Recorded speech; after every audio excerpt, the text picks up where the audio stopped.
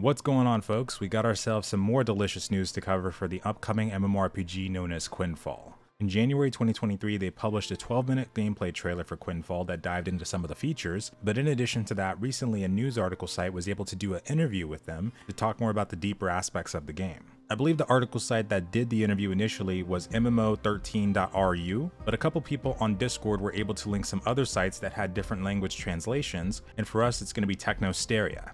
So the interview starts off pretty basic. It says, "Hello, thank you very much for taking the time. Please introduce yourself." To which they answer that we are the development team of Vawraek Technology. Their second statement is, "Watching the video of QUINFALL does not leave the feeling of deja vu in the best sense of the word.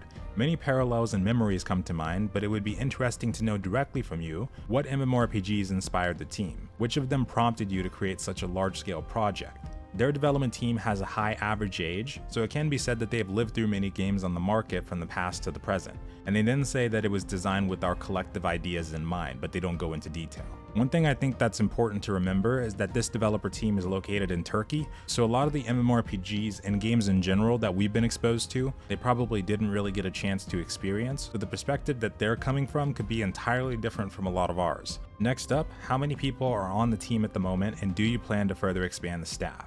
At the moment, there are 56 people in their team, which is something they confirmed for me as well, and of course, they plan to expand it.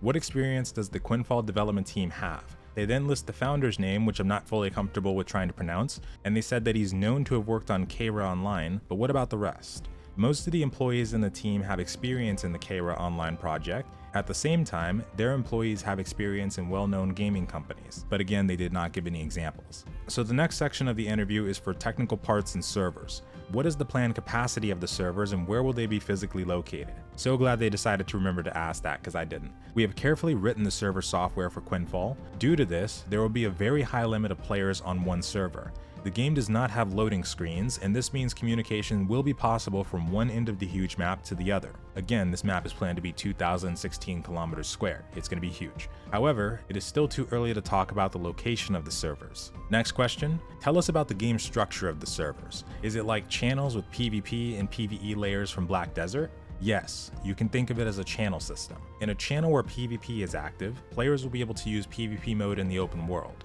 If desired, players wishing to play a player versus environment will be able to switch to a secure channel and continue playing comfortably. You announced support for ray tracing technology.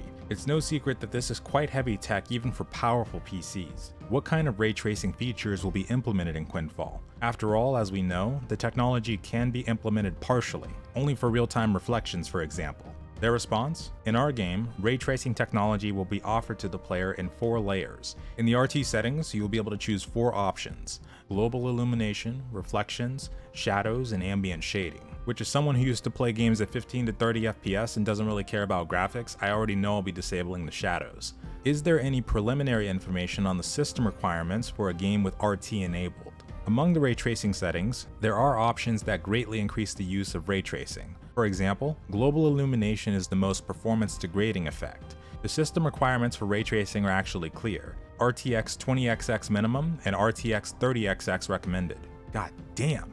You have already confirmed support for gamepads, which begs the question, are you planning a console version of the game? Because MMOs with similar non-target combat perform well on consoles. Which, from memory, I hope they're talking about Elder Scrolls Online, because please don't be talking about Bless Unleashed. And they say that at the first stage, we do not have such a plan, but in the future, we might think about consoles and mobile devices. Next question, botting and cheats are a big problem for many online games. Have you already decided on a protection system? And I want to pinpoint this. They say that we already have permanent and final solutions for bots and cheats. We have no doubts about this. Now, I want to take this with a literal ocean of salt, because no matter how prepared MMOs feel like they are for bots and cheating, people find a way. Gamers, we as gamers find a way. If there's something to be broken, we're gonna break it. So not just on the cheating side, but also when it comes to bots as well from other countries, I don't think there's really any full way you could protect against this until afterwards and it's already there. The game, as I understand it, is going to be buy to play, so that'll help at least against bots, but on the cheating side, I don't really know how that's going to go. People find exploits and hide them until release. Sometimes patches come out and break certain things that people take advantage of, so they'll have to be prepared for that. Expect the unexpected. Next thing, to create large worlds in modern games, various tools for generating spaces are actively used. Tell me, do you use something similar? To which they reply and say that the world of QUINFALL was not created using a generation system, but maybe they didn't fully get the question because they told me that the first tier is procedurally generated with their own development systems, but then after that a large number of level designs were then applied on top of it. So maybe they were just talking about no public generation systems were used. So the next section we come across is regional policy and distribution. Should we expect an individual approach to the issue of prices depending on region? To which they respond that we can say that we will use the regional policy of Steam. Do you plan to cooperate with regional publishers, or are you going to publish the game all over the world on your own? To which they say that it's too early to talk about it. I do hope that they plan to talk about it at some point though, because it would be very important to know ahead of time who the publisher of the game is going to be, if it's not them. And they next ask about if publishers from Russia are already interested in QUINFALL, but since it's such a similar question, we don't get an answer on that either. The game will be distributed on a buy-to-play basis. Is there a demo version or trial planned for the players who have decided to not make a purchase? To which they say no, we are not planning anything like this, which is something I think they should reconsider, because for MMOs that have it, I think it serves way more as a benefit for potential sales and player popularity than otherwise. But because their main launcher is going to be through Steam, I'm not sure if they'll be able to do this. Next up is character development, skills, weapons, armor, and customization. You announced an incredibly advanced hero customization system, including body customization. What about character hitboxes? Won't a fat man with a staff be an easy target, oddly specific, and vice versa? Won't a small character be an extremely difficult target? To which they say that character customization does not provide advantages and disadvantages. In short, we will have limitations on the character creation screen.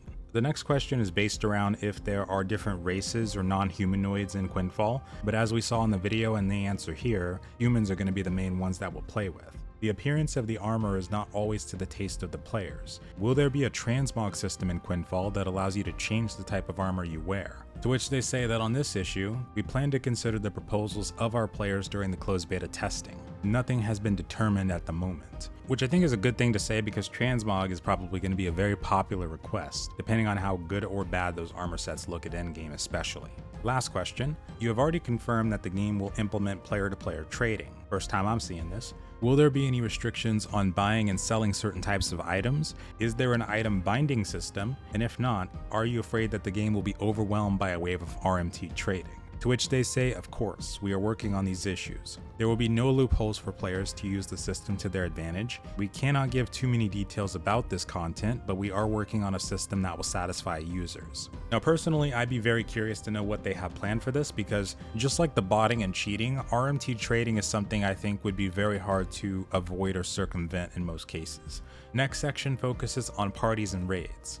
Will the players be able to unite in groups? If so, what is the maximum party size? Yes, players will be able to form parties, but at the moment, they can't go into detail about the party and raid system. Hopefully at least 40 people when it comes to the raids. The next question is, what game scheme do you focus on when working through the aspect of party play? Will it be a classic trio, tank, damage dealer, and healer? To which they say that we are implementing various boss mechanics into our game that will require players to build different strategies. It doesn't exactly answer the question, but it is good to hear. So next we come to the game world. The first question, we saw a real flood in the trailer. Are you planning other similar events, and will they happen randomly and in the same places? They say of course, and we plan to share the details in a dev diary soon.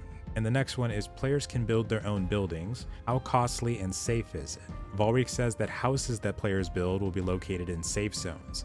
Any damage from other players is impossible, and buying such houses by players can be costly. So wait, does that mean that we can build the houses in those safe zones and then sell them to other people for a profit? Because that'd be amazing. Both that and being able to sell the mounts that we breed are two things that I'm really hoping is possible for the players, because I know there's going to be some people who would love to make an end-game killing off of that stuff. Next up is, will there be any restrictions on places to build houses? Yes, players will only be able to build in certain areas. There will be a limit to this. Will there be epic bosses in the game like in Lineage who rarely appear and who will be fought over by entire alliances and are extremely difficult to kill? To which they say of course, there will be rare bosses. Tell us about underwater content. Will the characters be able to swim and dive, perform some actions underwater? To which they say yes, our characters will be able to swim and find hidden treasure underwater, as you can see in the trailer.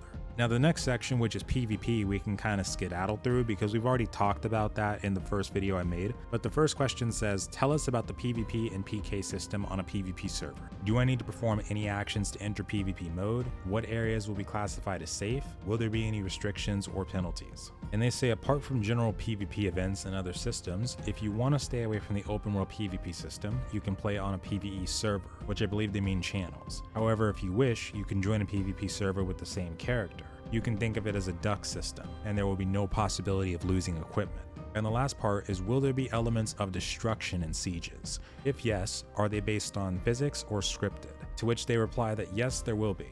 You'll be able to see them in their upcoming developer diaries. And the very last section has a couple questions left. In the video, it was said about the possibility of creating your own music. Could you explain how this works? To which they reply that we can say that it's too early to talk about it, but in the future we will release a detailed video about this content.